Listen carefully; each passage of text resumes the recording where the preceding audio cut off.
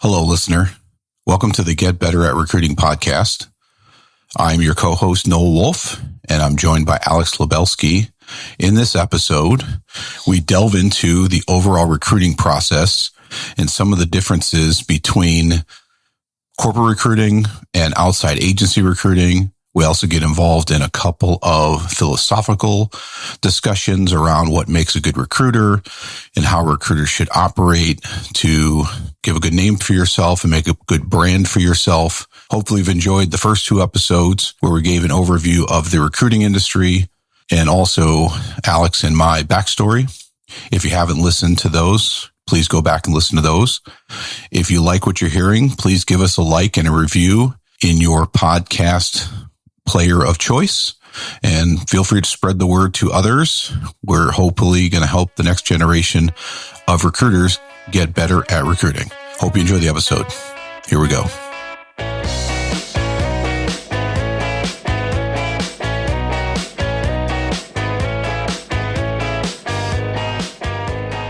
So, what's going on tomorrow, Noel?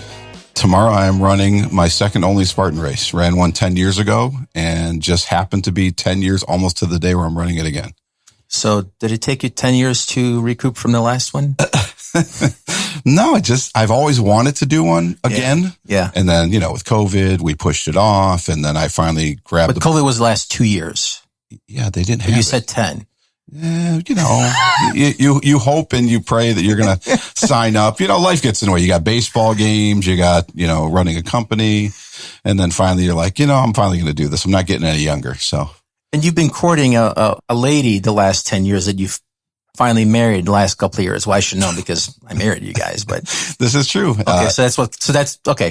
Yeah. Listener Alex was our officiant at our wedding, our over COVID wedding. But yeah, Samantha and I met 10 years ago and been together ever since. It's great. Life is good. Look at that smile. Yeah. Life is good. Not as long as you and Tony with, 25 years in? 30 no, years? 28. You mentioned it last podcast. She celebrated 28 years Congrats. this September. I know. Very and nice. It's getting better every day. Cool. It takes some practice. So did you have to do anything special for the Spartan race? Did you have to train like for a marathon? People train or? Yeah, I have been training a little more than I typically would. So I've been going to the gym and getting it's mostly for me being a bigger guy. It's mostly about the cardio, but it's only 3 miles. It's manageable and it's 3 miles and 20 obstacles. And, it's not like you're going to run 3 miles. You're going to run a quarter mile, then you do an obstacle, run another, eighth of a mile, do another obstacle and so on. So it's not running it straight. Last time I ran one, I was not prepared at all. I actually mistakenly signed up for the Super Spartan, which was 9 miles and took me 4 hours. Yeah, it wasn't great. I thought I had signed up for the one I'm running tomorrow, just a normal Spartan race, a 3 mile, but I signed up for the wrong one. So. Right. And you finished though. I did finish. It took me 4 hours, but I finished. This one, I think it'll take us an hour. We're running as a team, so I anticipate people will help one another over walls and obstacles and things of that nature. It's not, as much as they call it a race that, unless you're, a top 10 finisher or somebody that's really into this, yeah, you don't really care about your finish time. It's about completing it. You get because they don't give medals for place. They give a medal for finishing. It's called a finisher's medal. Oh, cool. So that's it. We're all going to finish. We'll finish as a team. We'll help one another out. Maybe at the end, somebody wants to be hard charging and go taking off and beat our team, but yeah. We'll start as a team, finish as a team. We got some of the baseball players, high school baseball players joining us, some of the parents. So it should be a good time. To pick up the slack for you older guys. Right. To lift us over the walls. Yeah. I actually enjoy that. I like watching it because it brings that competitive nature out. Right. So this is, we both played sports and you coach baseball now, but you still have that drive where you want to compete a little bit against something, not just the people with you, but against yourself a little bit. Right. Yeah. True. That becomes a little bit more important as we get older. Yep. Well, hey, another, what is this? Our third podcast, right? Yep. So, I'm tickled. I listened to the other ones and I think we pushed out some really great content to get people started. But one thing I wanted to pick up that I don't think we really touched on last time is if you're going to become a recruiter, don't just do it for the money. Right. Yep. Have a passion for it. Have a passion for meeting new people, getting out there, creating opportunities, right? And along the way, making a good living. And that's something, any salesperson could say, but it's not like you're becoming an accountant. are becoming an accountant because you like numbers, perhaps. You're not doing it because you all of a sudden think maybe someday you're going to become a CFO, although that could be your goal. What are your thoughts on that? I 100% agree. In fact, Okay. we borrowed, I might have mentioned in the previous podcast, I don't remember, but we borrowed a tagline from a marketing company that says, we make great things happen for other people. And it just really struck me that that's exactly what we do. Like, in fact, I ordered their mugs. I hand them out to all of our recruiters and our salespeople. I'll give you one. It says right on it, we make great things happen for other people. And I truly believe that's what we do.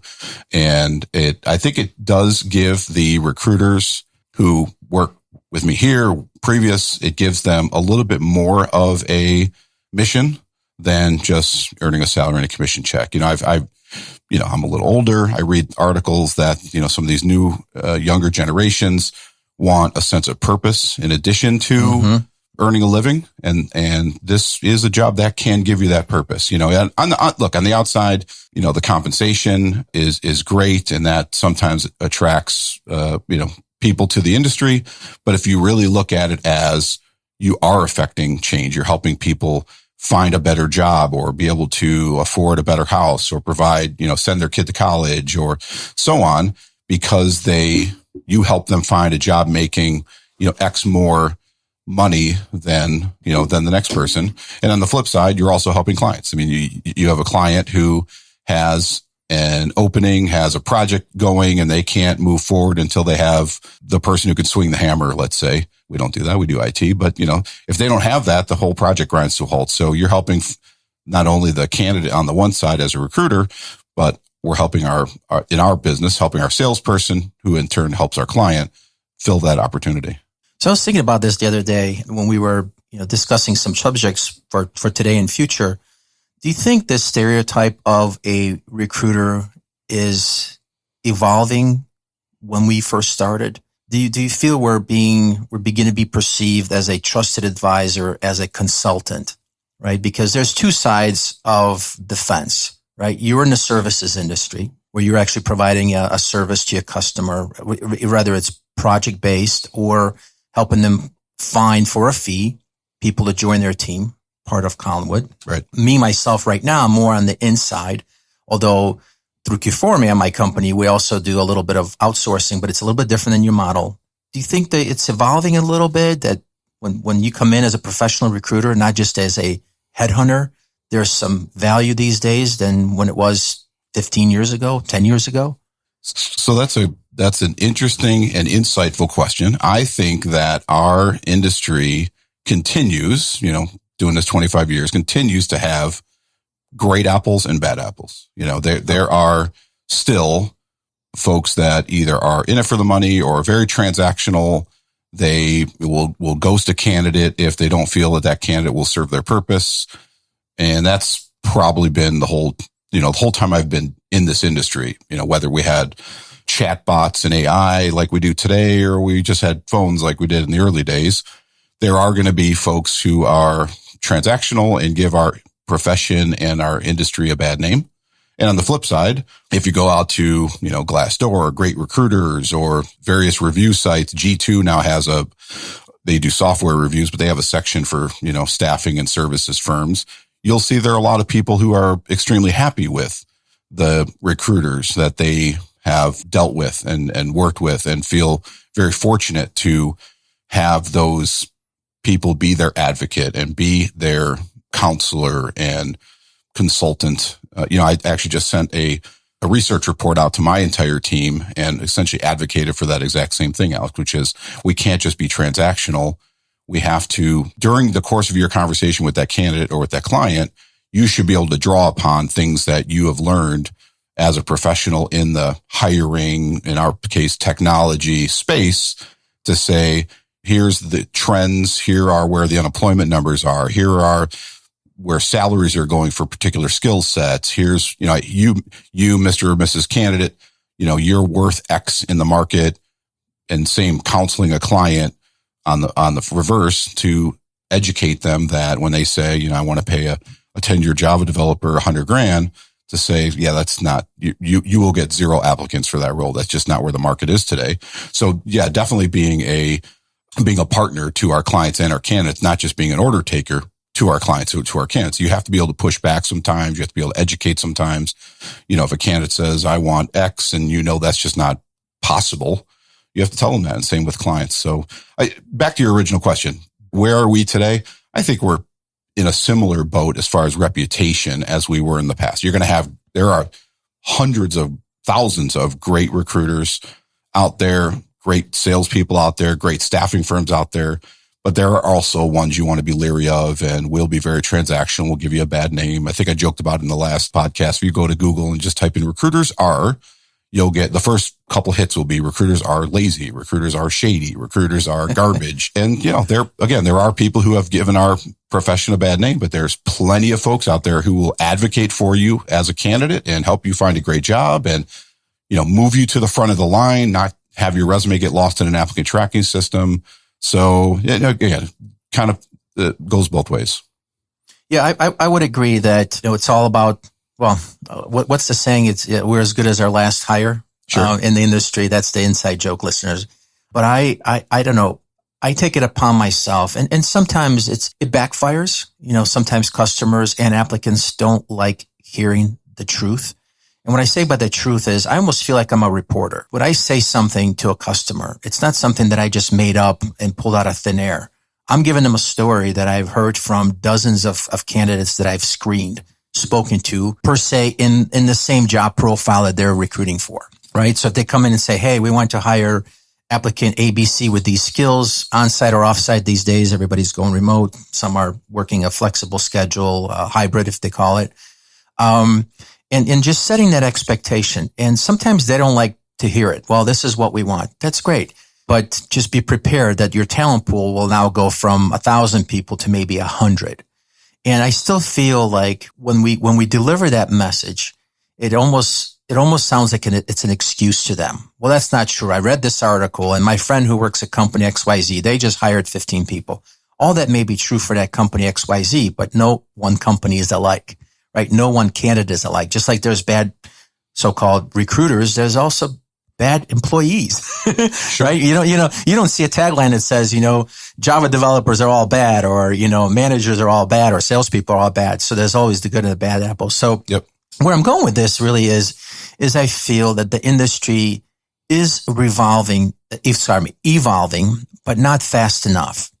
I almost feel that when we still speak with knowledge, we're being perceived as making excuses, falling into that pit of lazy, right? We don't want to do the work. That sometimes our customers, whether if you're in-house or in a service industry, feeling that there's an excuse like we don't want to work, we don't want to go out and hustle and get them new talent. So I feel that, and this maybe we'll discuss this in the future, but I feel that if you're going to partner with a recruiter or a firm like you, take the time to really hear what they have to say. And then let us prove to you by submitting candidates at various different comp ranges, various different asks. I will work on site or I won't work on site. So you can at least see what the market is offering you. Yeah, agreed. I think that and listener will actually get to our actual topic today, which is, what is the process look like? What does the hiring process look like? The recruiting process look like? The interview process look like? But I think it's important that we kind of lay this foundation, because I think it drives a lot of the communication with candidates, with clients. If we have a lot of this information nailed shut in the beginning, it makes the process a lot smoother. That way, again, we'll talk about sourcing, we'll talk about interviewing, but if we can get a real accurate view of what the client is looking for, that'll narrow down the pool of candidates that we're looking at. We're not all over the place. We have a pretty accurate view of what they're looking for. And we can't just take them at their word that, I need somebody with these 100 things. Well, you're not going to find anyone with these 100 things. What are the 4 things or 5 things that are immovable objects and other things that you might flex on? There's my partner Jim here, when we had sold projects in the past, we go to a client and they would say, oh, this looks great. This is the kind of thing we want to get done. This is project work again. They would say, oh, but it's going to take too long, or the price is too high, or so on. And Jim would say, well, here's the 3 parameters. There's features, there's money, and there's time. You can have 2 of those. You probably can't have all 3. Yeah. So if you're saying that the timeline needs to be shortened, if time is your important factor, well, we're probably going to need to add additional consultants to the team. So that's going to increase your price, and we'll probably be able to keep your features intact. Yeah. If you say money is a problem, well, then it might take a little longer, or we got to sacrifice some of the features. So you have to figure out which things are important. And same goes here when we sit at the beginning of the hiring process. And, for us, it starts with an intake call with a hiring manager. I'll let you talk about your experiences in the internal corporate world, but ours starts with that intake call with the hiring manager who has identified that they have an open position, whether it's a salaried role or I need an hourly consultant for the next 6 months or a year, whatever the reason might be. It starts with that intake call. They say, I need someone with XYZ experience. And again, being informed and educated enough about the industry and about the company and somewhat about technology. We don't have to be technologists ourselves, but to understand the questions to ask and where the flexibility is, not just be, what they say in our business, an order taker, where the manager says, I need these things, go find me that. And again, if you do have an educated client or a reasonable client, they may understand the industry. We've had lots of managers like this who understand the industry, understand the challenges, and they are very collaborative, or we've been working with them for years. They know we've helped educate them to the point where they know where they need to flex, and they know, what things could be a challenge. But it all starts with that intake call. If you can nail down that intake call, it makes the rest of the process so much smoother. Yeah. I follow a similar methodology that Jim does. Mine is cheap, fast, or good. You can only choose two. Right. You cannot, if you want all three, show me the money. Right. Well, listen, let's kick this off then. Let's take a deep dive. So there's two sides of our industry, right? There's external staffing / services company. What does that mean, listener? If you're just a staffing company, you're working directly with clients. You're providing them a recruitment service for a negotiated fee. And the fees can range from 10%, which we don't like to do. Maybe we would if there's volume and maybe there's an exclusivity, all the way up to 20, 25% fees. That's the preferred method these days, right? And when he says percentages of fees, that's the percentage of the person's first year salary. Right. And sometimes, depending on the complexity of the search and how high of the level of the search is, you can actually work in the person's bonuses as well. It doesn't happen often, but it does happen. Sure. So you get a percentage fee. So if somebody, let's just say, is getting paid $100,000 a base salary a year, and you negotiate a 20% fee, you get paid $20K. It's typically a 30, 60-day net pay, et cetera, et cetera. And we don't have to go into the contractual details, but that's one side of the outside services field. Then the other side is kind of part of what Collinwood does, right, Noel, is that you also provide consulting services where you place a consultant at a client. You charge an hourly fee to the client that you've pre-negotiated. And then you have a qualified candidate that goes in. Of course, they're vetted by the client, and you pre-negotiate a rate with them. And then you have your margin, whatever that margin is. Right. So that's the one side of the industry. The other side that I kind of play in heavily right now is being internal. You're actually providing an inside. You have a company laptop. You're part of their email, part of their meetings and whatnot. You're part of the recruiting team. Right. And you're providing in-house recruitment support, but you're basically a hired contractor, a hired gun. Sorry to interrupt you, but you sitting next to an internal salaried person, since we're talking about process today, that process is the same. Process is the same. Yeah. So yes. you're whether you are a contractor or an internal recruiter, listener, yes, the process that Alex will talk about is the same. His situation is that he happens to be a hourly contractor to that firm for 6 months, years, whatever the case might be. Yep. But the process is the same. You're a de facto internal resource, correct? Right. And I have been inside as a full-time recruiter. Right. So the bulk of my last 20 some odd years has been mostly working inside, either as full-time or contractual. As of August 2020, I've kind of spun off from that, and I have my own little model, which we'll discuss at a later time. But my specialty right now is providing inside support. Right. All right. So let's just kick it off, Noel. Why don't you just go ahead and give us a quick view of what is your day like, from dialing to placements to whatnot. Yeah. So, let's talk about a process, and we'll talk about the day in the life, sort of. So our process is, at a high level, You take that intake call from the hiring manager. They tell you the specifications of what they need, and that could be a salaried person, could be an hourly person. The salesperson is usually the person taking that call. Sometimes they'll include the recruiter, kind of not cut out the middleman, but include the next person who's going to be actually doing the sourcing, doing the searching. In our process, we'll typically then begin our sourcing efforts.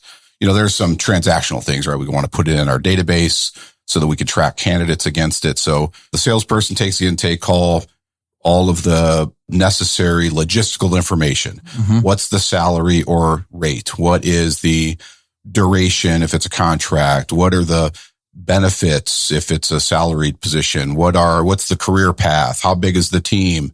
Where is the position located? Is it hybrid? Is it remote?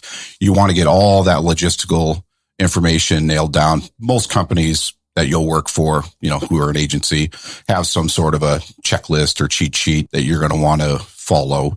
Please don't sound like you're filling out a cheat sheet while you're on the phone with the manager. Which is easy to do, right? Because you're nervous. You want the business. You're trying to impress them, especially if it's a new client. Right. Now, just to recap real quick, this is for you placing somebody for a fee to go work full-time inside this corporation. Correct. Or contract. Again, our process, different firms may do it differently. Our process runs in parallel, regardless of whether the position is going to be contract or perm. Right. We want to be an extension of Acme Corporation's hiring efforts, whether they're trying to hire somebody as an employee or hire somebody as a contractor. We want the candidate to know all of the information, right? How big is the team? Where are you going to work? So again, regardless of whether you're going to be a full-time employee and work there for 5 years, or you're going to be a contractor and you're only engaged there for 6 months, we want you to have all the information. What's the culture like? What's the team makeup? Is it a small team, big team? So on and so on. Can you get a little benefit by going to this client full-time or contract in improving your career? Sure. Right. Can you get a little boost to a skill set that you don't have? Right. But the only difference is if you're a contractor versus going in full-time into these clients as a placed employee is that you really don't care about the benefits as a contractor because theoretically you're probably an independent being paid W-2 1099? Depends on the situation. So for our company, we do offer benefits if the person's going to work W-2. So they become, as much as they're a contractor for Acme Corporation, right? They're working there on a project for 6 months. If they're a W-2, they're a Collinwood employee. So they can get medical, dental, 401k, all those sorts of things. They're paid hourly. We withhold taxes. If they are a pure contractor, and this is somebody who has, they're incorporated, they're an LLC, an S Corp, a C Corp. Yeah, that person doesn't care about benefits. But I do think, if we're competing for talent, right? Joe Smith is deciding on which engagement he wants to go to.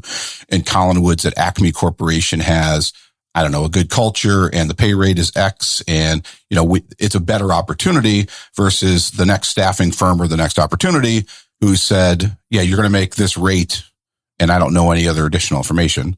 You're like, well, what's the culture like? We don't know. Right. How big's the team? We didn't ask that question. Right. So we on our side, we try to get all that in that intake call. So again, intake call with the hiring manager, put in our database for tracking purposes. Now we begin our sourcing efforts. Now our sourcing efforts, if you are a firm you're with a firm that focuses in particular areas, you might be doing ongoing recruiting and ongoing sourcing for particular skill sets so that you're kind of always at the ready. If you are a firm that specializes in cybersecurity or Java development or finance and accounting, marketing. If you're non-IT, right? If you're finance and accounting, you're always looking for these people. So your sourcing efforts actually might have started before you even got a requisition from a client because you're always on the hunt, so to speak. You're always looking to help those types of individuals. You're already talking to them. So you might even mention when you're on the call with the hiring manager says, I'm looking for XYZ. You might be able to even say, oh, that's great because we just talked to 3 people with XYZ who might be interested in something like this. And that gives the hiring manager a little more confidence that you can fulfill his need. And then you go back and you're either A, starting your sourcing efforts if it's a new technology or something that you don't have anyone for, or B, you're reaching out to people you've recently spoke to and now catching them up on, hey, we talked 2 weeks ago that you wanted to do this type of an engagement. Guess what? I have one for you now. Let's talk about it and see if it's a good fit. So we begin our sourcing efforts. For us, sourcing is for our listener, sourcing is lots of different avenues to gather candidates. It could be working the back end of LinkedIn. LinkedIn has a product called LinkedIn Recruiter There are some searching you can do. We'll talk about it at a later date. Boolean searching where you can do some X-raying of the front end of LinkedIn. And then you can use some other advanced tools to get their contact information. So LinkedIn is a good tool for us. Specific to IT, in your industry, listener, if you're not in IT, there will be databases devoted to your industry. Whether you're recruiting nurses or doctors or teachers or lawyers, you will have your own, resume databases, so to speak, candidate databases. We have a product called Dice, which has been around forever. Yeah. It's all IT folks. We use Indeed. And these sources allow us to do two things. One is repost the position, right? So if the hiring manager gives us a description, we're able to put that to the outside world. We don't find that our best hires come that way. If it was as easy as posting, the hiring manager would have done it himself. He doesn't need us. He doesn't need us to do that, but we may as well put it out there, right? Lowest hanging fruit. Let's just put the job out there. You never know. A candidate looks at the job posting from Collinwood, or they're a community fan, right? On LinkedIn, you have followers, and Indeed, you have those. Or their contract's ending. Or maybe they're not happy where they're working and they're poaching, kind of seeing what's out there. Right. So they see that posting on a particular day, didn't see the client's posting, but saw our posting. Right. They're applying to the role. One of our recruiters gets that resume in their inbox. Now they're making outreach. They're calling that candidate, hey, you're a great fit. Glad you applied. And now they're walking that candidate through what does the process look like? What are the particulars of the position? Again, that logistical information.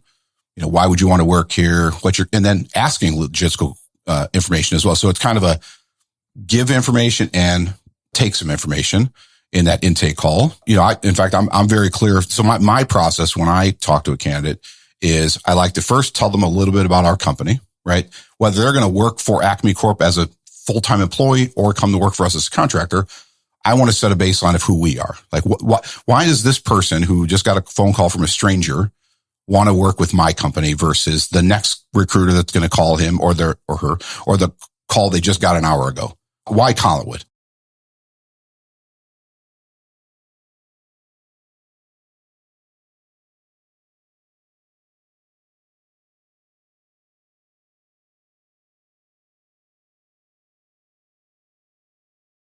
So I like to lay a baseline. We're a veteran-owned company. We have a management team that's been in business for 25 years. We're well reviewed on Great Recruiters and other sites. All of our consultants love working for us, with us. You'll like working here. So before I even talk about a position, before I ask them a question, I spend just a few minutes giving us some insight as to who we are and what it is we're all about. Then we go into the position. Now, if they've already seen the position description, you kind of start with a presumption that they know something about the role. Did you get a chance to look at the position description? Do you have any questions about it? And now you walk them through all the additional information that you have about it that wasn't in the position description. Hey, we talked to the manager. Here's what they're looking for. Here's the salary, so on and so on. Now you start asking them questions like, you need to understand why they're qualified for the role. Right. So I told you XYZ, tell me about your experience with XYZ, because I need to relay that to the manager. And then you get into that, what we talked about at the beginning of this podcast, you get into that counseling and advisory role where, a candidate may have mentioned some keyword one time in their resume, perhaps, and the manager wants to see it 10 times in the resume. They don't say that, but they're like, we need somebody who's an expert with this. You're talking to the candidate, you realize he's an expert with this, but you're like, it's only in your resume one time. Why is that? And they're like, well, obviously these candidates aren't professional resume writers. That's not their job. Their job's not to write resumes. So you walk them through, look, you can do whatever you want, but I feel if you give me a resume that mentions the things we just talked about, that will increase your chances of landing this position. And that's an advisory role. You may have candidates that say, that's the resume I have, and I don't want to jump through that hoop. And that's, you got to take it at that. Again, there's maybe a bad term in our business called candidate control. I don't like that word, but I'd rather say you want to be a candidate advisor and really counsel them, not control them, to say, look, you probably won't get this job if you don't do these things, because the next candidate will do these things. So I'll stop there if you have any questions. I don't know. I'm just talking.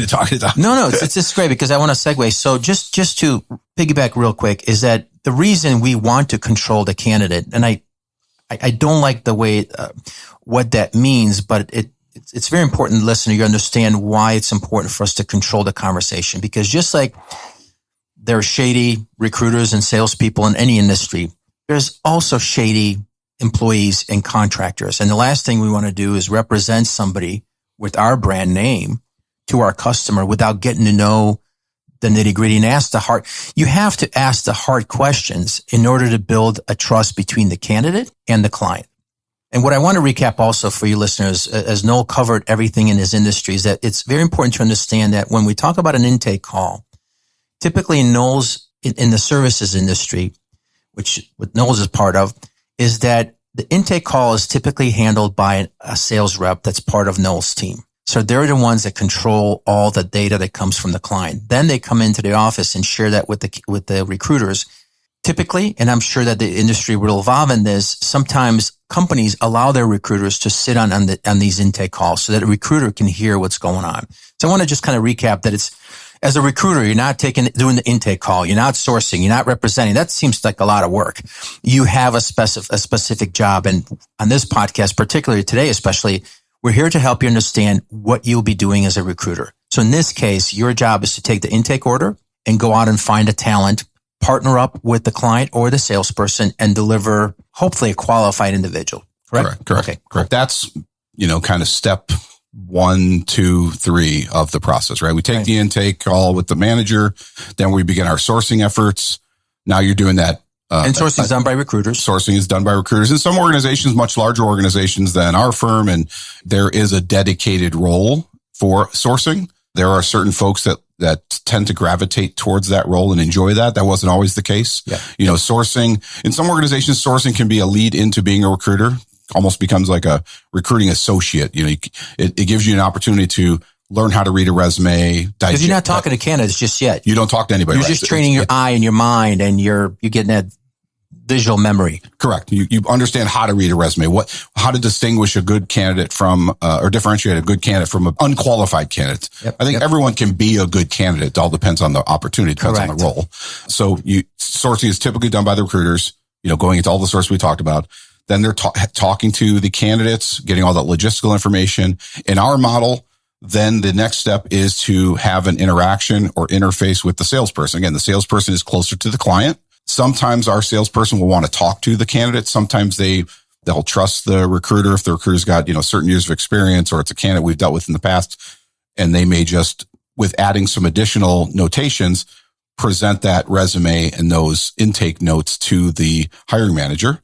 Mm-hmm. And then we would expect our salesperson to then call the hiring manager as well at, Acme Corp and say, hey, I just sent you the resume over of Susie Smith, and here's why we think she's a great fit for the role. Take a look at the resume. Take a look at the intake notes that we gave, and let us know when you'd like to talk to that person and have an interview. Then we begin the client interview, right? The client interviews will have they can go as fast as one step on the contract side, right? A client says, I have an urgent need and I trust Collinwood.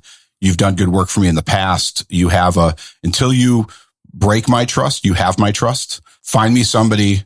I do need to vet them. I need to have give them a once over, have a phone call with them. But if you say they're good, I'll accept that they're good. Let's get them in here, get started getting some work done. And ultimately, that's what you want. That would be great. Yeah. I wish every client was that. It doesn't happen that way. Well, it's competitive industry too. So, and then you have, typically back to your point earlier, Alex, about hiring for clients internally, it then becomes an internal process, right? So in a typical perm hiring situation, what we will see with our clients is between 3 and 4 steps in the interview process. We have some that go quite a bit longer. We try to counsel those clients that they're not in a position to win when other firms they're competing for talent with have 2 steps in their process, and it can be done in 2 days. We have a client up in the North Shore. I won't throw any name out, but it takes probably 3 weeks and 6 interviews and 5 hours of commitment from the candidate. That's just not a recipe for success. Again, it seems to work for this client. Especially in a hard market. Not in a hard market, but this particular client believes this is the right process, that it has minimized turnover for them, that if people are willing to commit the 5 to 6 hours of an interview, they must be serious about the position or really want to join that company. There's different reasons someone would commit 6 hours to an interview process. Most candidates wouldn't. But again, our clients usually it's an HR interview is the very first interview. Dot the I's, cross the T's. HR does their, here's some benefits. Here's why you want to come work here. Next step would be to have a technical interview, especially in our industry, being in information technology. You typically have either a code challenge, more prevalent now, have a code challenge where you're doing some online assessment or writing some code, or could be step 2 or 3 or just 2. You're having a conversation with a peer on the team. So you're joining a team that does Java development. They're going to have a person or two on a Zoom call with you or in a room with you, asking you about your experience with this particular technology. Considering that all goes well, then you move on to interviewing with the hiring manager, with the architect. And from there, you'll look forward to receiving an offer. In most cases, because we are in our industry, we're the intermediary, we'll help with negotiating that salary offer for the candidate and for the client. We're kind of a sports agent. We're in between. And you have to babysit the candidate. I don't mean to literally babysit, but shepherd them the entire process. Because this 5-6 hour interview and 4-step process could take, like you said, 2-3 weeks. So throughout the whole 2-3 weeks, you have to keep the candidate engaged. You have to make sure the client's engaged, right? You have to tell the candidate, hey, tell me if there's something happening here because you are interviewing. Maybe we can squeeze the client to move a little quicker. So there's a lot of hand holding that goes into this from both sides. It's not just like, hey, client, here's a candidate for you. I'll talk to you in 3 weeks. By the way, if you hire him, I'll send you an invoice. It's a lot of heavy lifting. I think that's probably one of the biggest reasons that recruiters get a bad name is that they don't do that piece, right? At a real extreme level, you send a resume over to a hiring manager and 2 weeks later, they make the candidate an offer. Now you're getting a big check. Okay. You didn't do anything in between. You have to stay in touch with your candidate. You should be, as you said, shepherd them along on the process. You should be checking in. Listener, if you're a new recruiter, the best thing you can do for your career and your brand and your reputation in the market is to stay in constant communication with your candidates always and at all times during the interview process, after the interview process, certainly during the offer, salary negotiation, after they've started the role. Call them on their first day, at the end of the first day, ask them how their first day went. Call them 2 weeks in. How's it been now that you've been there for 2 weeks? Call them 2 months in, ask them how's it going. Stay in constant communication with your candidates and your hires. Don't be one of these transactional, terrible recruiters that gets a bad reputation about ghosting a candidate. If a candidate gets turned down, we didn't talk about that yet. We're talking about, in a perfect world, right? Interviewing, salary negotiation, offer. And again, we'll get into different topics of this interview or of this hiring process on future podcasts, counter-offer counseling, salary negotiation, all these other facets. But the other side is maybe the candidate doesn't get the role, right? And a lot of bad recruiters, the ones who give us a bad name, completely abandon the candidate. And when I say completely abandon, no feedback. No feed. Look, you will be surprised. I've had so many conversations where I call a candidate to let them down. It's not a great conversation. You don't want to tell someone they didn't get the position, but it's a fact. If you have 5 people interviewing for a position, 4 of them you're going to have to tell 4 of them they didn't get the job. Gain some confidence. Give the feedback that you can to the candidate. Sometimes you don't even get feedback. Yeah. And again, that's fair. You just have to call the candidate and say, hey, they picked, a different candidate. I'm not sure what the feedback was. Obviously, you made it to the final round or you made it to the technical round. Certainly, if you have feedback to give to the candidate, I implore you to give that feedback to the candidate. Give that to help them do better on their next interview with you or their next interview with someone else or some other employer. Because they can become a client someday. Or again, you're being a good advocate. They could be a candidate again. Yeah. Just because they didn't fit for this particular role in this particular position doesn't mean they won't fit for the next one or the one 6 months from now. Don't be the recruiter that doesn't give the feedback to a candidate and then finds out 2 months later you need someone like that person and you call them back and they pick up the phone and go, oh, it's you, the person who never called me, never emailed me. And now they're ghosting you. Never gave me any feedback. Why would I ever work with you? Right. When you treated me that way, you treated me well when you needed me and then you didn't treat me well when you didn't need me. Yeah. Don't be that recruiter. Stay in communication. Let them off the hook. Look, things can go wrong. Roles can close. They're not a fit. Hiring manager doesn't think they're a fit. sometimes you can't actually even give them the information. As recruiters, we sometimes get information you don't want to give to a candidate, right? I don't want to hire this guy. He had really bad breath. I don't want to hire this person because I actually had this guy a long time ago. Funny story, real side note. And I'll let you take over, Alex, but I was interviewing him as a recruiter, right? So he never made it to a manager. Sits down in our conference room, sits down in a conference room chair. As I'm interviewing him, I would ask him questions. He would spin around in the chair completely. This is a grown man in his probably late 30s, early 40s, spin around in the chair, stare at the ceiling while he thought about the answer. And then he would stop and then he would answer the question. And then I would ask him another one. He would spin around in the chair. Just a very odd individual. Do you think he went on to create the spinners that we know? I have no idea, but I just knew that I could not present it to a client. This was very odd behavior. I don't know what it stems from. I'm not a psychiatrist. I just knew I couldn't present him. And he called me a week later. Hey, whatever happened with that role? And I just had to tell them, like, we didn't feel you were a good candidate for this role. We're proceeding with a different candidate. I'll look for other opportunities as they come up. Because again, you never know. 6 months, a year from now, we got a client that calls us and says, hey, we really need a guy who can spin around in a chair. Let them off the hook. If it's negative information, have the confidence, have the professionalism to call the candidate, let them know what happened, and everybody can move on. And again, you maintain that relationship or keep that relationship intact. So maybe 6 months, a year from now, you call that person for a different role and they're not insulted that you drop them at, like a bad habit.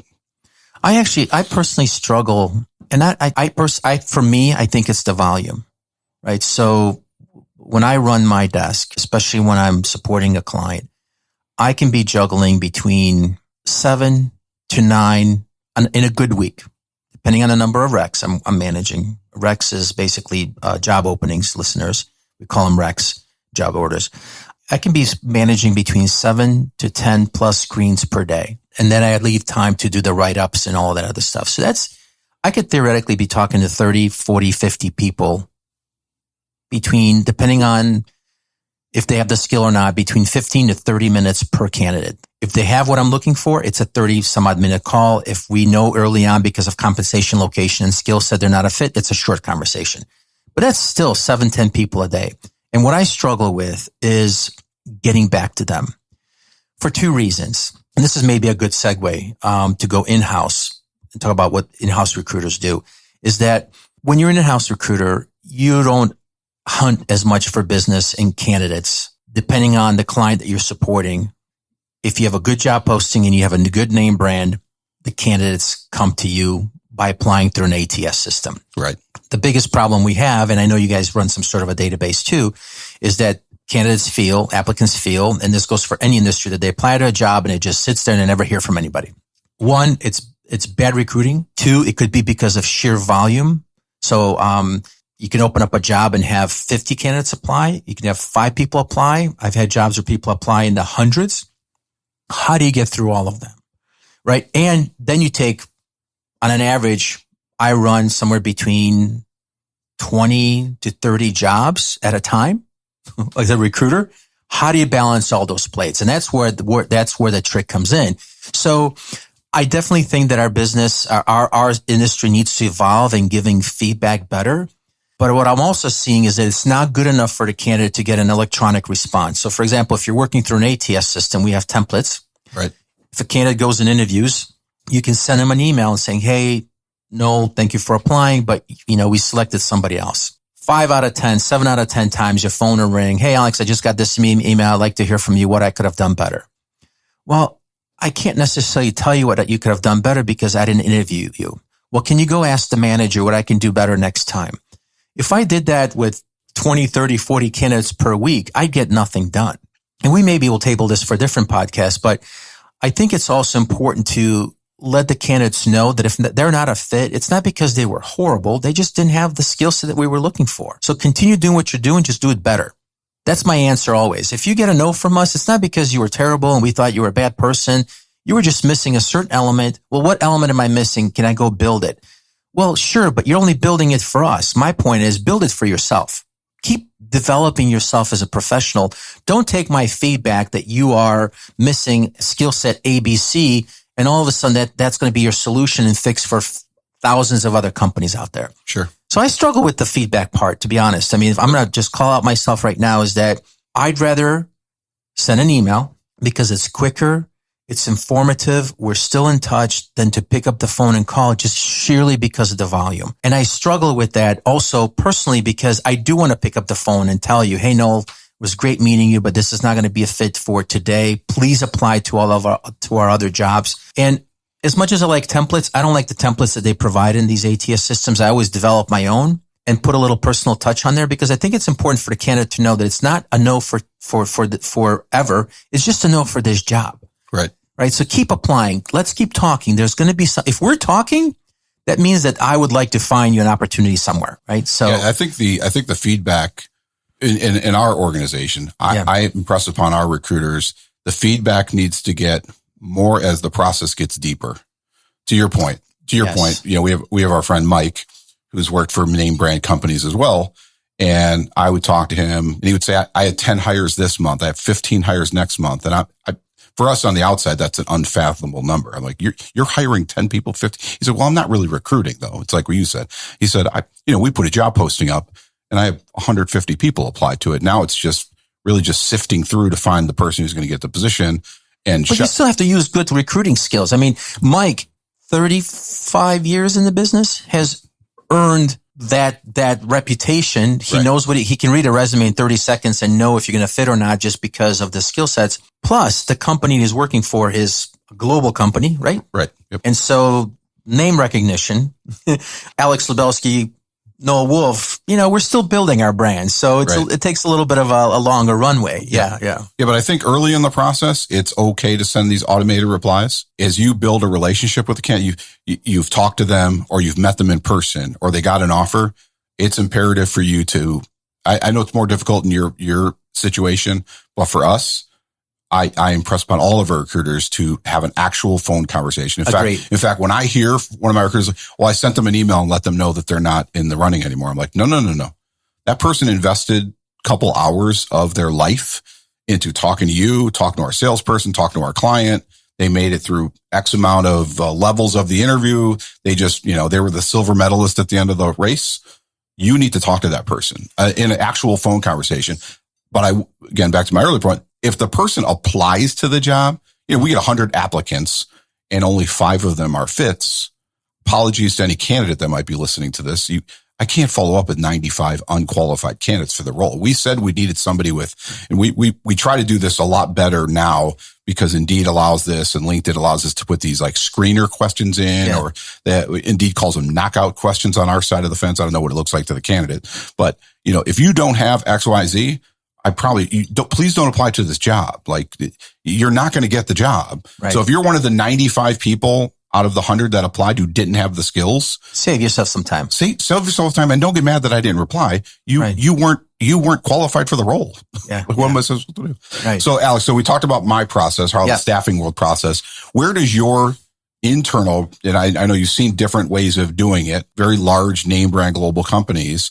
Does it start at the hiring manager like we do, or does it start at the beginning of the year when you're planning for headcount for the year or opening up offices?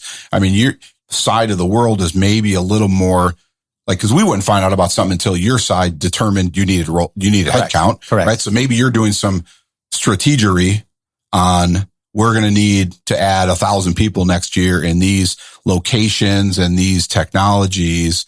Can you speak to where it all starts for your side? It starts typically with the hiring manager. So they're the ones that, with the TA leadership at some point, predetermine a headcount for the year. And sometimes that headcount can be blown out, and because of business needs, it could double within the blink of an eye, or it could be reduced within a blink of an eye, depending on what goes on with the economy, as we're experiencing right now. Luckily, I'm busy, I'm working. It's very productive times. But it starts with the hiring manager, and I spend a lot of time. My intake call with the hiring manager is usually 30 to 45 minutes long. As you know, sometimes the hiring manager just says, listen, just give me somebody with Java. No. I want to first review the job description with you. I think we're past the days today of advertising jobs of what can you do for me, candidate? And I take the approach of here's what we can do for you, candidate. Why do you want to come work here?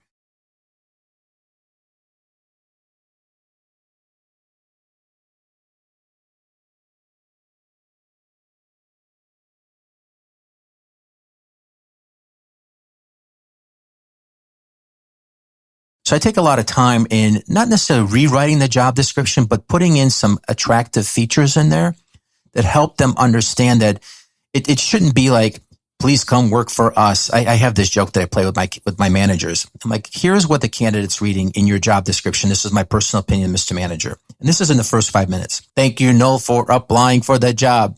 You must have the following skills. If you don't, you will not get hired. By the way, we are a global company.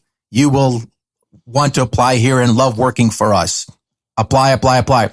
There's no delivery of, like, for example, reverse psychology, right? Mr. Candidate, Mrs. Candidate, this is why you need to apply. We are a global company that's currently developing application ABC. Our team is fantastic. We are a group of data scientists, financial analysts, whatever business you're in. Help them understand and visualize the group that they're applying for, right? Draw them in by giving them a visual of the people they'll be working with, right? Right. So if you post a job right now and say, I need a recruiter, that's great. You'll get 1,000 applies. But if you actually describe your team and what we do and what type of applications we're working, and by the way, by working here are the skills that you're going to learn, right? So not only will you come here with what we want, but you're going to come here and learn these skills by working here. It's very important to give back. So I spend a lot of time on that part of the side. I try not to rush through an intake call. If we run out of time, I don't post that job to the world until the manager and I reschedule a call. And when I tell them that, most of the time they're like, wow, well, let's just get it done because I want to post it. Oh, so all of a sudden they make a little bit more time. I think it's important to make the time to write a job description. So I put a lot of time into that. Yep. And I'm seeing great results. I have taken over jobs that may be a little bit old because, or maybe because we were just at maximum capacity and they're like, hey, Alex, you have a little bit of bandwidth. Can you take on this requisition? I'll take it on. And sure enough, the first thing I do is look at the job description. I call the manager. I'm like, I don't like the way this sounds. And by the way, you only have 15 people that applied to this job. You should have close to like 100. Oh, really? We rewrite it. Sure enough, 75, 90 people come in and apply. So again, as I'm talking a little bit too much about the intake, I believe in the intake. I believe it, feeling the manager. I want to hear them talk about the requisition. And then if we have time on the intake call, what we do is, if the requisition's been running for a while, I want to jump on and look at resumes and hear them talk to me about what they're hearing. So they're actually reading and saying, this person has this. I like it. This person doesn't have that. They've worked here too long. They worked here too short. So I want to hear their voice talk to me and I tell them, the more you talk, the better it's implanted in my head. And then I become your eyes because I'm going to be the scanner. I'm going to be the person that's going to be talking to these individuals. So it's important for you to help me become your shadow. Right. Right. Why is that important? It saves time during the interview process. It makes their experience better. I'm not saying that every person I submit gets hired, but my track record really is, and I know it's in-house is a little bit different. If I submit you 3 to 5 people, we're going to hire 1 and maybe even 2. Right. But you need to understand that I probably have screened out 7, 10, 15, 20 people, not necessarily talk to them on the phone, but reviewed on your behalf. Right. So talk to me. So I put a lot of emphasis on that. And I would share this with either an external recruiter or an internal recruiter. Put a lot of time into the intake call. So in your industry, if I'm a recruiter working in your office right here, I'm going to want to sit down with the salesperson. And I don't want to have them tell me the job description, but talk to them really quick and give me I want them to sit down and say, okay, Alex, here's what we need. I talk to the client. Here are the important factors. Don't send me a candidate like this, and challenge them. Well, why not this versus that? So that's kind of what I do on the inside before I even post the job, is spend a lot of time on the intake side. Well, you can save yourself a lot of further time in the process later on if you clear up these questions at the beginning. Correct. I used to joke, it was more of a culture fit topic, but I used to joke, you might be a Java developer, but you came from Goldman Sachs, which is, they work 80 hours, 100 hours a week, and they all make great amount of money. And I don't know if they wear suit and ties anymore, but there's cultures that are, banks, suit and tie. That same person might not do well at a company, with a West Coast culture and 4-day work weeks and flip flops and Hawaiian shirts. And that's okay. Yeah. Let's just make sure we know what each side is looking for. That person from the flip-flop company doesn't want to work for the suit company. And vice versa. I could probably guarantee the suit person who's, type A, driven, rah, charge, lands at that new company. I was like, what is going on with this kumbaya yoga nonsense going on over here? I want to make money. I'm here to run.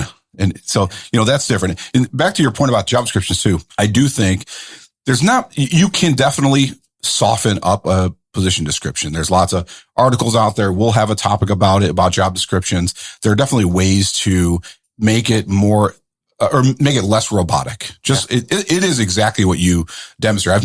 I've never done the robot voice, but yeah, it's just like click here, and we're looking for XYZ. We've actually, and they're long. Yeah, that's. Oh my God, it's longer than any book I've ever read. You don't need all those things. One thing we've done to make our position descriptions a little more personable is whenever we get a position from a client before we post it, the part where it says position requirements, we get rid of requirements and we put what experience we'd like to have in you or what we need from you. I'm so glad to hear that because it's the same. It means the same thing, but we're personalized. What do we need from you? And then later on, it's what can we offer you?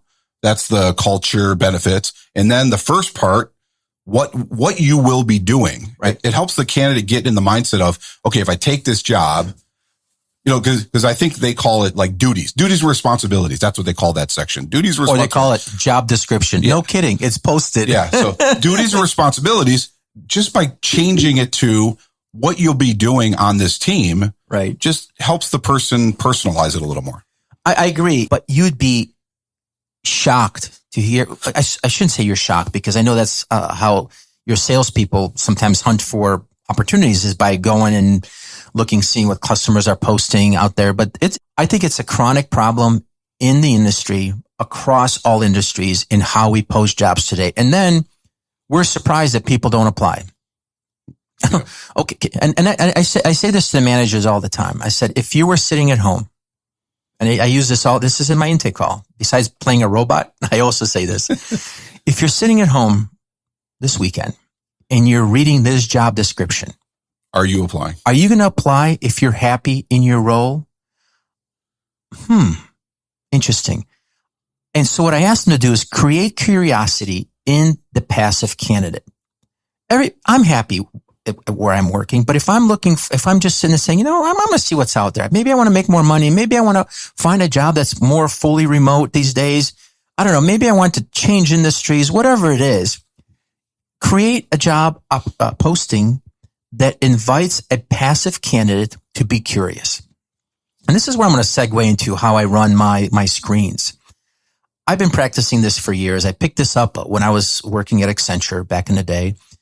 I implemented a screen in, not a screen out mentality. It is so easy. If I gave you my resume today, I know as not only my friend, but a professional recruiter, you would tear my resume apart and be like, Alex, really? You put this and that? Why don't you change this? It's so easy to critique a resume. I focused my last 20 some odd years on finding uniqueness in the candidate. I create curiosity in myself and them. And I tell them right from the beginning, I'm going to conduct a non-conventional screen with you today. We're going to jump around a little bit. I'm going to ask you where you live. I'm going to ask you what you do. Then within the next 10, 12 minutes, we're going to pause for a moment, as long as we're in agreement that this is the right opportunity. And I'm going to ask you what type of money you're looking for, because I don't want to ask you that question after 30 minutes. And then both of us gave up time knowing that we may be miles apart in compensation. So I set that expectation and I put them at ease a little bit to let them know that, hey, I'm looking for greatness in you because my job is to screen you in, not to screen you out. And that's my point to other recruiters is it's so easy to find flaws in a person, but find the time to find their greatness. Right. What are you good at? What is your resume not telling me? Because it's a piece of paper. If you read my resume, it's not going to tell you who I am as a person, right? So take the moment, recruiters, to be curious. If a resume is close, I've had a client that gave me some constructive criticism. Alex, as a professional recruiter, you should be able to look at a resume, make a decision right then and then and submit them. Why are you spending time talking to these candidates? And we actually sat down, we reviewed some of the candidates I was screening. They're like, I would have never called this person. I'm said, but I want you to know something. This person that you would have never called is going to a final interview. Really? I would have never called them based on title. And we know titles today don't mean anything. Right? You can be working at a big company and have a VP title, or you could be working in a smaller company and have a VP title. What's the difference? Call and find out. So I'm a curious recruiter. I would rather take 5 minutes with you on the phone and say, hey, I'm not feeling this. I hope you're not as well. Let's part as friends. By the way, nice to know you. Connect with me on LinkedIn, whatever. Then to screen a candidate. I think that's the biggest mistake that recruiters make in this industry, is that they look at a resume and they don't pick up the phone to try to find out. Yes, as a trained professional, I think after 30 some odd years, you and I can both pretty much make a good judgment. But if I'm at all remotely interested and curious, you're getting an email and a phone call from me. Right. Period. End of conversation. So I leave everybody here today. Screen people in. Do not screen them out. Screening out is a cop out. Right. Well, and the other thing, that's a great point. The other thing about that is someone is a fit for something. And if you, especially on our side of the business, and my recruiters are relatively new, I'm trying to get them in the thought process of, okay, they didn't fit for this role. Don't just hang up the phone and move on to try the next one. Okay, so they're not a fit for this role. What would they be a fit for? Let's make notes in the system for later on, because you don't want to start that conversation with Susie all over again in 6 months. You have her on the phone right now. Right. Okay, she's not a fit for this. Great. Find out what she is a good fit for. She's not a fit for this, but she is a good fit for this. And 6 months from now, you have that. Now you can call her. And same in your, large organizations. There's going to be other roles. It's not the same thing, but a junior person today is a senior person a couple years from now. Right. And a senior person a couple years from now is a manager years from now. So if you talk to somebody today and they're not senior, or they're not a manager, or they're not, that's okay. Find out where they're going in their career or what they're interested in.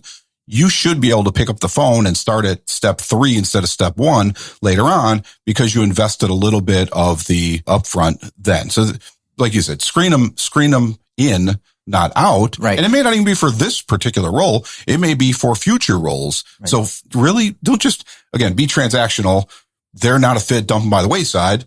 Continue the conversation. See how it could work out in the future. Potentially. Yeah, and if you're an applicant listening, or a person that's on the outside of our industry, and you're listening to this to try to understand how recruiters think, and I hope you are listening to this because of that, is that you need to understand that the world that I run in is, it may not be possible for me to build that type of relationship with you for future job openings, because there's hundreds of jobs in the same field. But more importantly, I've been part of inside recruiting teams that are 75 to 100 people deep. When I worked for Oracle, I think at one time we were at 125 recruiters. Each one of us ran an average of 25 plus requisitions when we were busy. Sometimes it's got as high as 40. It's impossible for me to know what those other 4, 5, 6, 1,000 other jobs are all about. But what I will tell you is, during that conversation, when I'm screening you in, I'm going to know if you fit into my 40 box for sure. Right. And so please don't take this personally.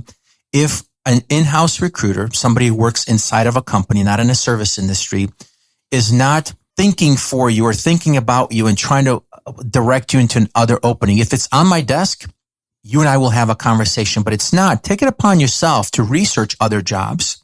Leverage me to say, hey, Alex, I saw an opening. I don't know if you're working on this or not, but I saw an opening for position ABC. I've submitted my resume. I haven't heard anything. Would you mind please checking in with the recruiter? I would gladly help you with that. Just please don't send me 15 jobs. Pick 1 or 2. Be courteous to my time as well. Right. So it's important that people understand is that it's not that we don't want to help you, right? It's just there's only so much time during the day.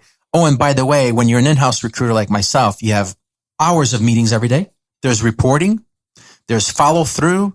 There's screen forms. There's scheduling. There's just so much that goes into a 40-hour, the quotations, 40-hour workday, right? Work week, that is just impossible to be perfect. But understand that we are, as in-house recruiters, try to maintain our company's brand to the highest standard. So don't take it personally that we don't like you, that we blew you off. It's just the volume is so high. However, and this is something that's been happening a lot lately, follow up. I would rather you send me 1 or 2 emails saying, hey, Alex, haven't heard from you. What's going on? I promise you that by the time I get your 3rd email that I didn't blow off, but just meant to reply and the phone rang, or I got an email or an instant message saying, hey, Alex, I need to talk to you right away. Simply forgetful. 99% of the time, I think recruiters forget to follow up because they're being tugged in 500 other directions. Follow up with them, and I can guarantee you will get your feedback or at least have some sort of closure. So that's kind of how my world lives, is that I spend a lot of time on intake calls. I spend a lot of time on screening candidates in versus screening them out. And then, yes, because of the sheer volume and the branding behind the customers that I support, the clients that I work for, most of my recruits today, the talent that I talk to, are inbound. I do not have the physical time to go out and source. As much as I'd love to, I don't have the time to do that unless it's a hard job. And I'm going to segue here. Here's how I do my sourcing, Noel. It's something I started doing actually back at Oracle. They made it mandatory and I stuck with it, and it's helped me for the last 6-7 years. If there's a hard to fill job internally, I set up a 45-minute to an hour sourcing session with the hiring manager. We both jump on a Zoom call or whatever WebEx call. We do a video call and we do searching together. So I'll either use a LinkedIn license, LinkedIn Recruiter. We'll do some Google searches.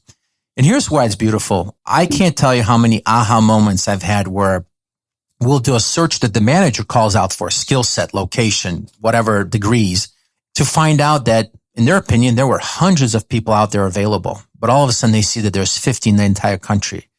And the aha moment is like, Alex, I had no idea that there's only these many people that can fit my job. Here's where that's helpful for a trained recruiter is that is your opportunity to see if you can flex the job description a little bit. So when they say that, like, wow, I didn't know there was 50 people. My next question is, John, Noel, whatever. Which one of these can we take away? What can you bend on? What can you flex on, right? What is your must have that we can't live without? But what can we take off of this list? And then all of a sudden, when we take what I can live without, meaning bring somebody in who's good, train them, for example, let them learn on the job a little bit. Because if you're good at what you do, for you to learn a new skill set is not very difficult. Right. It takes you days, not months. You're not coming out of college. You're a true professional. For example, if you were to hire me to come work into your office, it may take me weeks to learn your systems, not months as you are experiencing with some newbies, right? I can just click the switch and boom, I'm running. So, and all of a sudden we go from 50 candidates that are available in the market to a couple of hundred. So again, take the time to educate the client. And that's what I do. Yes, it's another hour that I have to spend with them, but it helps build such a close bond with them because then you are that trusted advisor so that when I do send you 2, 3, 4 resumes, now they know that I truly understand what they're looking for. Right. So I've had months or quarters where I've hired 18, 20, like Mike said, it's not that hard to hire 10, 12 people a month inside of a corporation if you do some of these things on the front. If you don't, you will struggle just like anybody else will. So take the time to screen in, not screen out, and take the time to do a good intake call.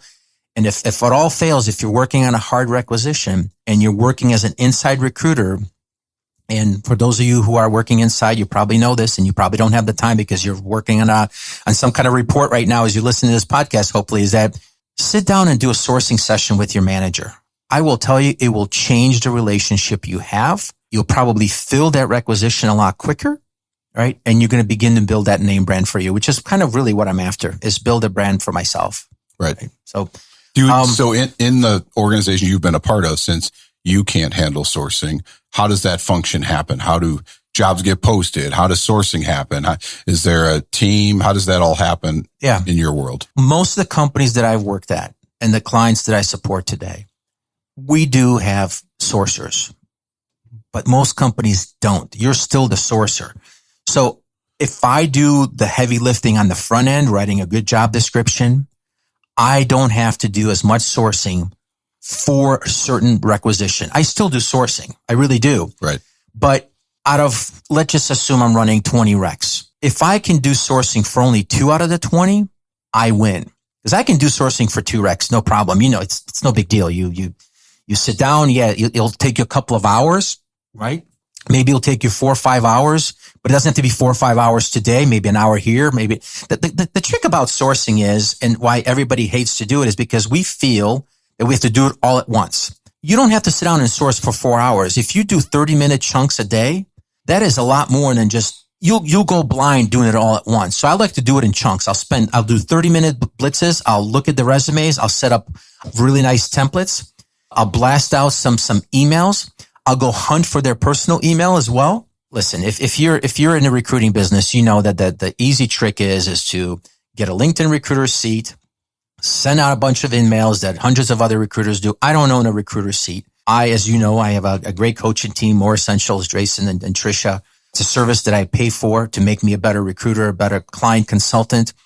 And there's signs to the madness of how to attract people to reply to your emails, because you and I can try to hit the same candidate. My job is to have them reply to me quicker than you.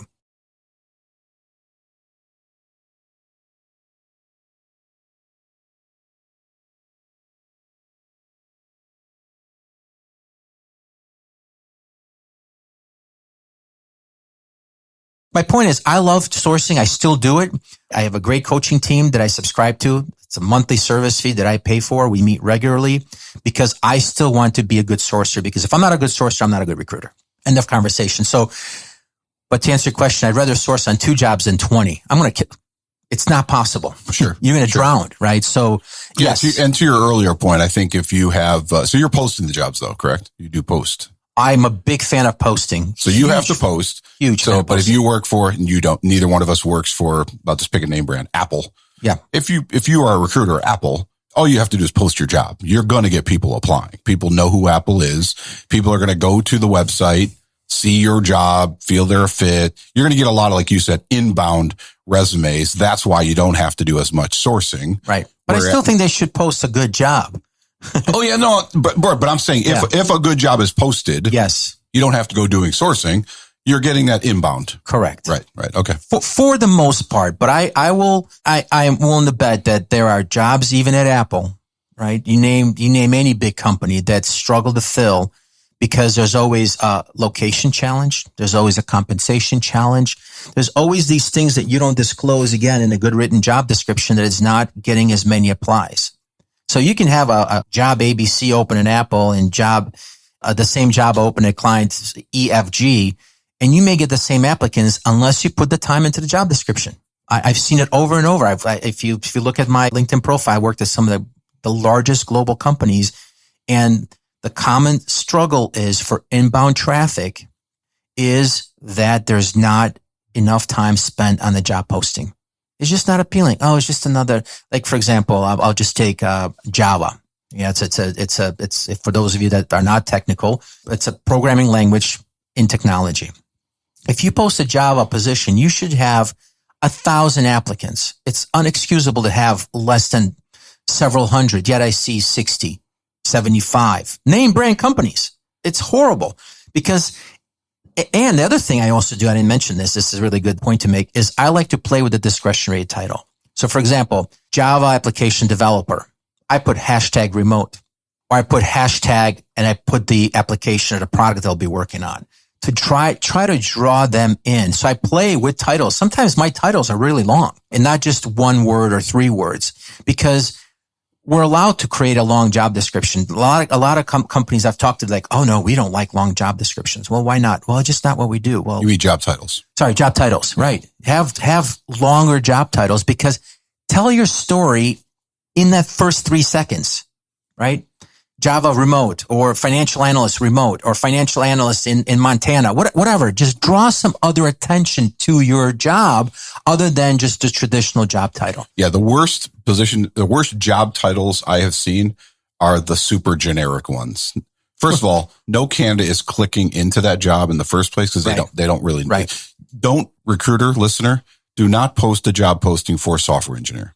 What does that mean? That is probably the worst title you could post. Yeah. If you have to post something like that, put Java software engineer or .NET software engineer or Python software engineer and add what else? Remote or Java engineer with great benefit. I don't know, but put something other than software engineer. Software engineer, you will not get any clicks. Because if I'm a Java person, I don't know if it's worth my time to click that. I don't know if it's Java or .NET or Python or C++, or it's just a generic software engineer. It's not worth my time to click into it versus the next one. All right, we're getting too much in the job description. Yes, we are. So you do the intake. You talk to the candidate, you determine they're a good fit. Yes. What's internally, typically, and I know Oracle will be different than the next company and the previous company and so on. What happens next? You have the intake. Is it similar to our process? Are you now forwarding a resume and submission notes or intake notes to a manager? Go on. Yeah. So what I've been doing lately is I identify the candidates that apply. I vet them visually. Those that pique my curiosity or are an exact fit, I forward to the manager for further review.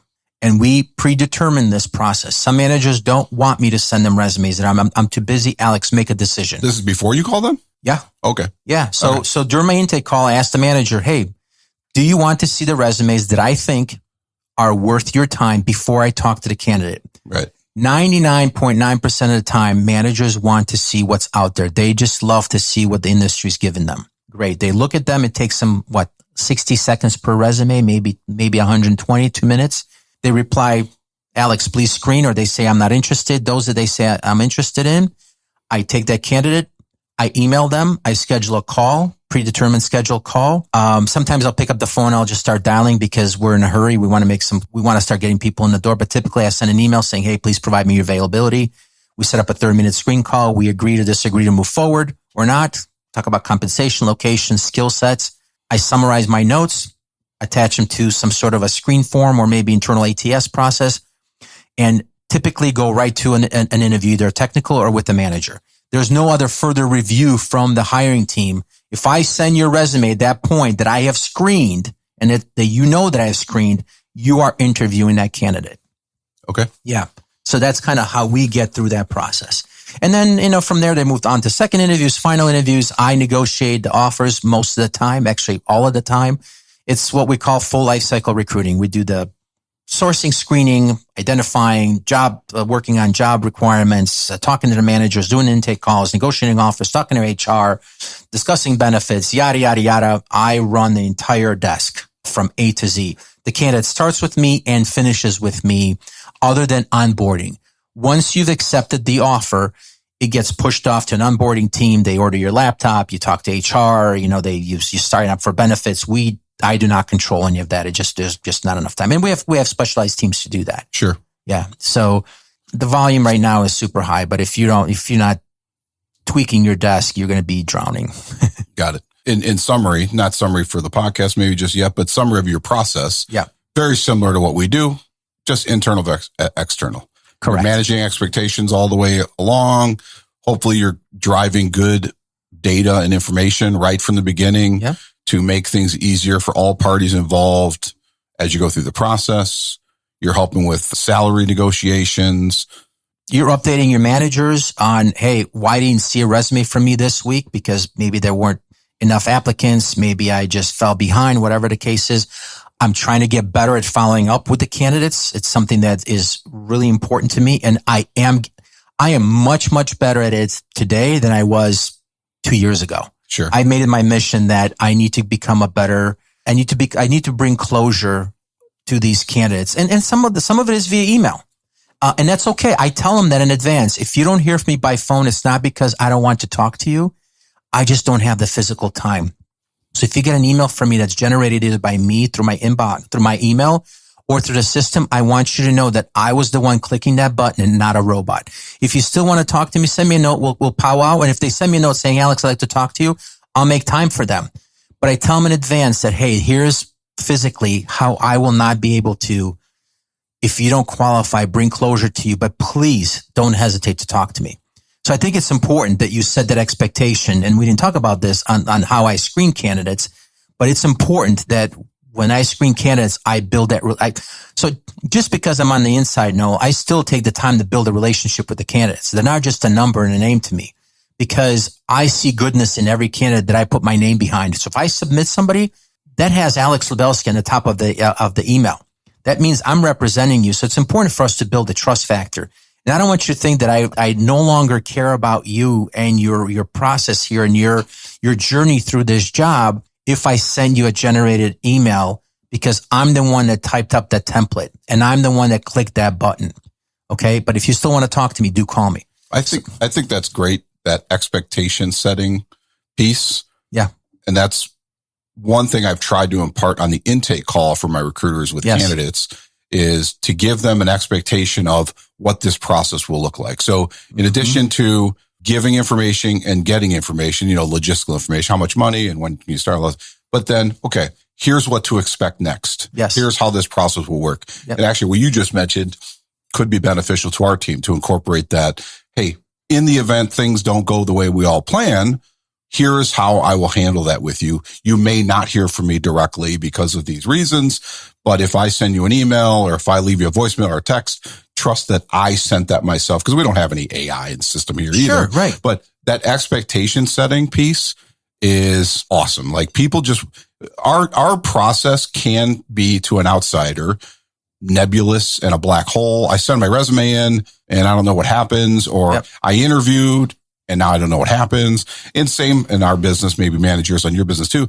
Also expectation setting with them, right? When you sit down with your intake call with an internal manager or an external client, letting them know, here's what the process looks like on our side, right? So you gave me this role. I'm going to take this back to my team. We're going to do our thing. We're going to vet out candidates. We're going to talk to 100 people. We're going to narrow it down to a gold medalist and a silver medalist. We're going to present you the resume.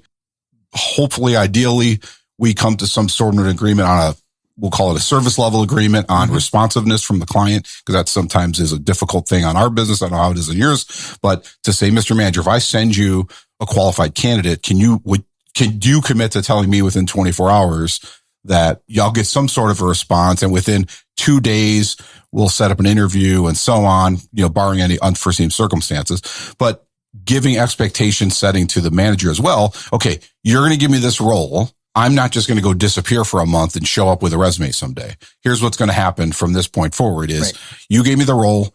My recruiters are going to get right on it. We're going to do our vetting. We're going to get our interviewing. And I think based on this skill set and my knowledge of the industry, within the next 7 days, I could get you a candidate. Or this is a tough one. I might need a couple of weeks. Or I got somebody in my back pocket. I'll have it to you tomorrow. So expectation setting, I think, is a great differentiator. And here's another thing that I do internally. It may benefit, I think will definitely benefit the services industry is I have a weekly touch with each one of my hiring managers. We'll either have a standing call or I'll send them a note saying, hey, didn't have any candidates for you to review this week. Hopefully next week will be better. Have a nice week. Do we need to discuss anything? I want them to, somehow, some way communicate with them, update them. Hey, Mr. Candidate, I just moved 4 more resumes for you to review. Please take a look. I communicate with them. There's no excuse. Back in the day, we had to pick up the phone, leave a message, whatever. Now we have Zooms, we have Teams, we have all these Slack. Send them a note. Send your client a note at the end of the week and say, hey, we worked really hard this week. We screened 100 people. We have interviews next week for 3 of them. You should see something from us, hopefully. It's going to go a long way. And then I know we don't have time on this podcast, but I think that we should segue this into our next podcast is how to prepare a candidate for the interview. The amount of time I spend with my intake calls, I spend as much time. I may only take 15 minutes with you on the phone to find out what you do and how much money you want, location, compensation, all those things. Then I spend a good 5-10 minutes, maybe even longer, preparing you for your journey during the interview process because candidates are so nervous. Hey, Alex, can you tell me more about this team and what are they looking for so I can take the weekend to prepare? Don't take the weekend to prepare. If you don't have what you have and don't know who you are right now, right this minute, there's no amount of preparation that's going to get you ready for the interview.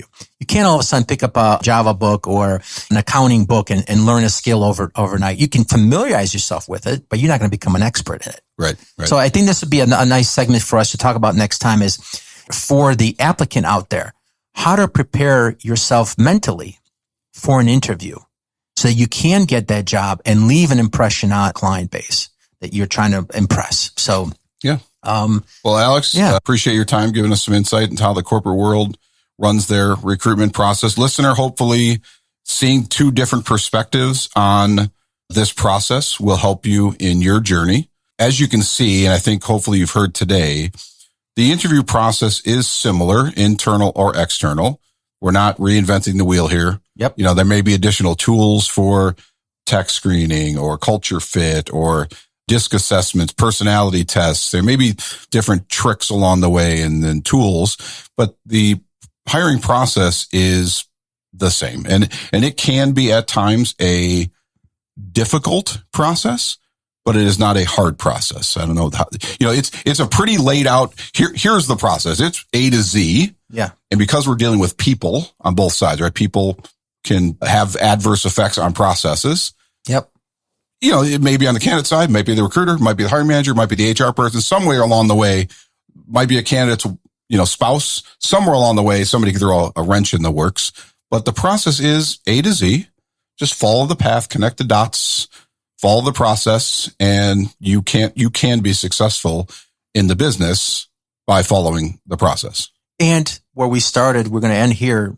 If you're going to get into recruiting and work with the likes of people like Noel and I, regardless if you're going to go in-house or start at an agency, is love what you do. We started this podcast, right? Because we truly love what we do. I feel our industry gets a little bit of a bad rep. There's a shortage of good recruiters. So we're hopefully we'll attract some of you great recruiters to come work with us, for us. But love what you do. The job is fun. You can make a great living at it, right? And you have to be good at what you do. So get into recruiting because you love what you're hearing here and dealing with different situations, talking to various different people and making a good living at it. It's kind of what makes me wake up every morning. Yeah, same here. Well, thanks everyone. Catch you next time. See you later. Bye now.